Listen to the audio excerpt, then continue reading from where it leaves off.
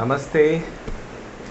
So my name is Ajay Kalra, and this is my first video that I'm posting on social media. So I'm a yoga teacher, and I'm a psychologist. I'm a counseling psychologist, and I have written a book. The book is yet to be published, but I guess it will get published someday. So I'm calling myself an author until it gets published. So these are some of the labels. These are some of the things that I've been doing for the past 5 years. Prior to that, I've had my corporate stint. I have been a OD consultant. I've been a corporate trainer. I have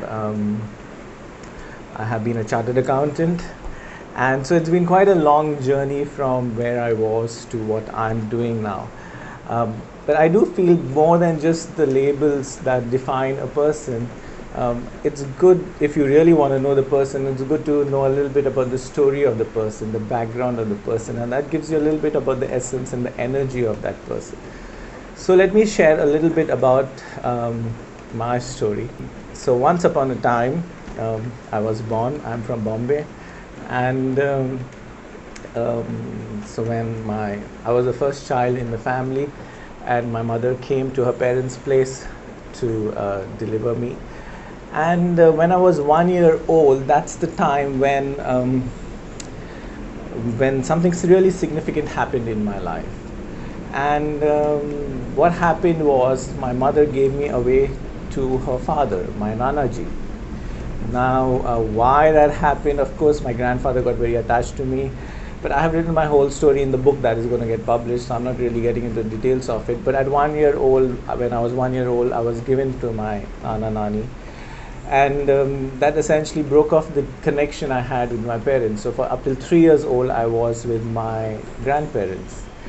And when I was 3 years old, it was decided that now I should be sent back to my parents. And so at 3, I was tricked into having an ice cream. And when I was having that ice cream, somebody took me away, and I was back to my parents, which is in a different place. And at the age of 5, then I was sent to a boarding school.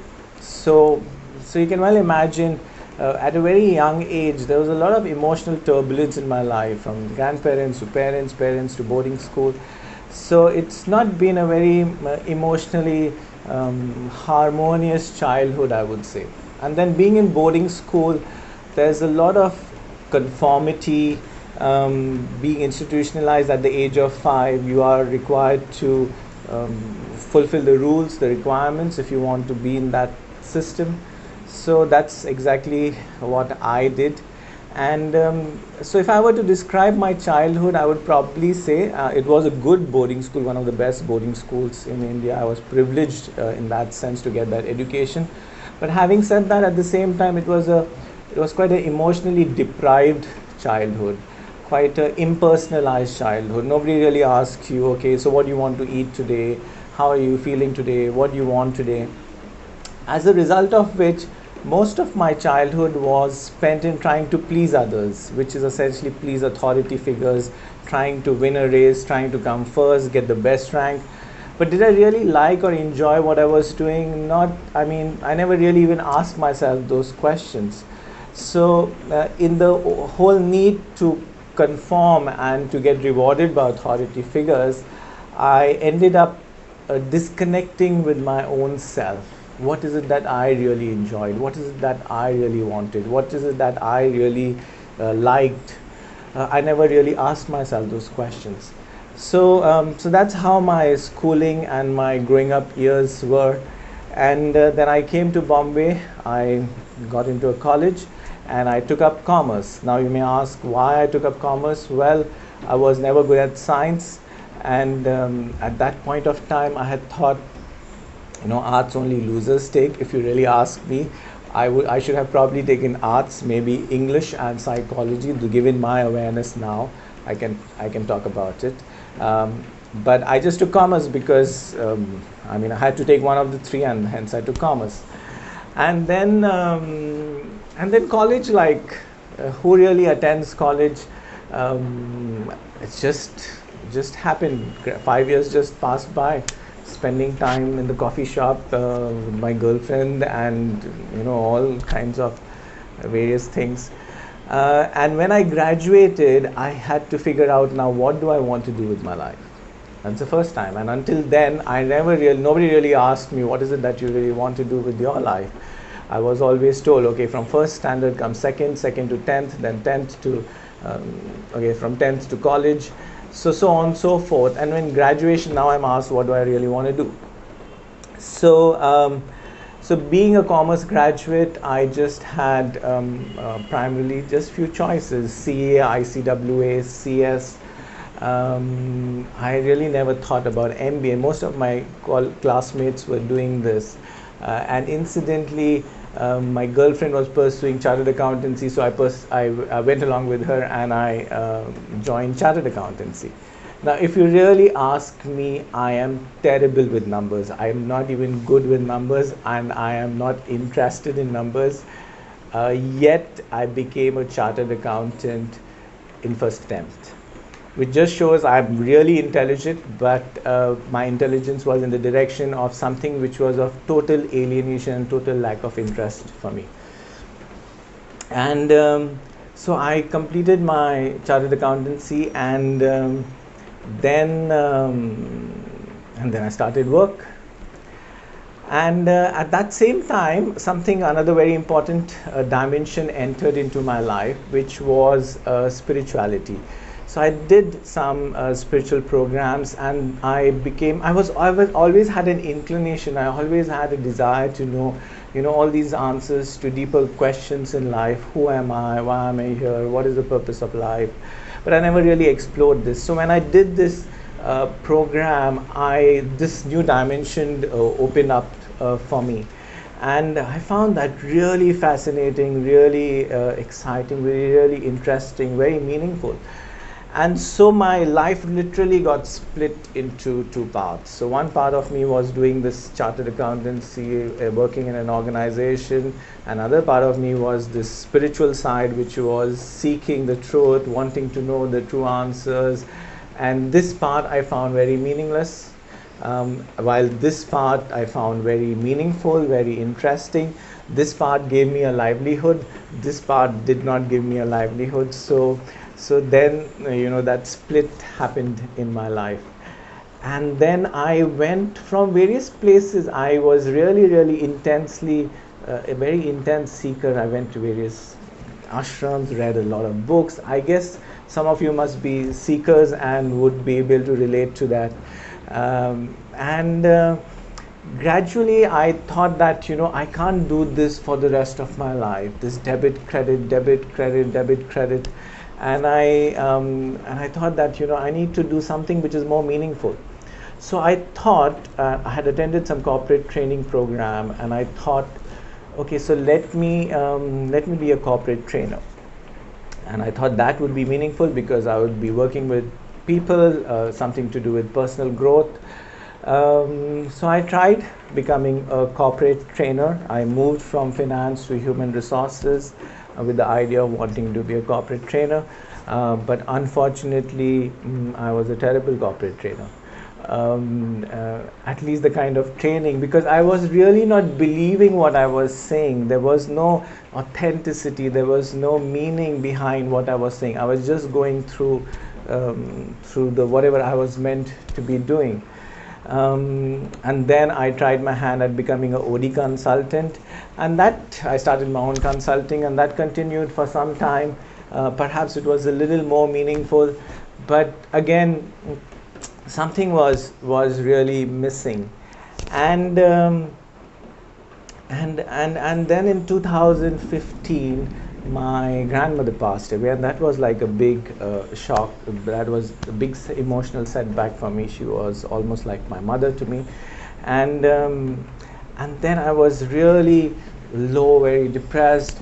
And something else happened to me, which was a huge discovery for me at that point of time, and I realized that I have an addictive pattern. And I'm addictive. My addictive pattern is towards pornography and sex. And until then, I never realized I had this pattern, and that pattern has resulted in so much of emotional suffering for me and for other people as well. And so when all of this came together in 2015, my grandmother's passing away, my realizing of my addictive pattern of behavior, wrong career choices, lack of family connection, I just felt like God had given me a really, really raw deal. I packed up all the misery in my life, and I said, I don't want to live this life. This is too much suffering for one life. And around that time, when I was in this depressed and low state, miraculously, by some, and that's another story altogether, I came to the Yoga Institute and I did my yoga teacher's training course there. And since then, life totally changed and totally transformed. So that's been 5 years now. And I really, really grasped what yoga was trying to really say. And I think I was really also ready to receive that knowledge and apply it in my life. Also around that time, I also did my counselling psychology. I completed my master's in psychology, and recently completed writing my book. So that's about my journey. So that should give you a little sense of who I am. And I think one thing I must tell you about myself is that I have been very passionate about personal growth. I think that's the thing that really all across my life, if I were to look at that one thread that has continued, that one interest that has continued throughout my life, that would be personal growth. I've very been interested in subjects like philosophy, psychology, spirituality, read lots of books, done various things, workshops, this, that. So that's been my one overriding passion. So why am I here? I think the time has come now, I feel, for me, that I must reach out to my audience and share some of the things that I have learned in my life. So one of the reasons I title my videos Life Lessons is not that I see myself as any guru, Mahatma or anything. I'm just a regular person, just like any of you, dealing with my own neurotic mind. Perhaps it's not as neurotic as it used to be once upon a time. But it's more to share what I have learned and what I have applied in my life and what has worked for me. And perhaps by sharing that, maybe some of you may benefit from that sharing. And I would like to believe I have a gift of being able to communicate difficult concepts in a simple, easy manner, perhaps an interesting manner. So if somebody were to benefit from what I have to say, that would be really fulfilling for me. Having said that, I think so far I have not really accessed or come on to social medias because of my own fears, inhibitions of being judged, of public scrutiny. So I've been very much cocooned, and I just teach in an institute and not really ventured out there in the world of social media. But I think now the time has come for me to directly reach out to people and overcome my own fears and my own inhibitions. And as Zoya Akhtar says in her movie, Zindagi na milegi dobara, which means you won't get your life again. So I don't want to have the regret that I didn't do what I had to do at this given point of time. I'll be posting future videos on different topics of personal growth. It could be associated with simple concepts of coming from yoga philosophy, coming from psychology, coming from my own personal experience. And I don't really see myself as really teaching. I just see myself as sharing.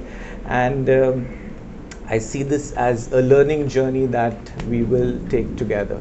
So I hope to see you more often, and I will be posting more videos on a weekly basis. So I look forward to our learning journey together. Namaste for now. See you soon.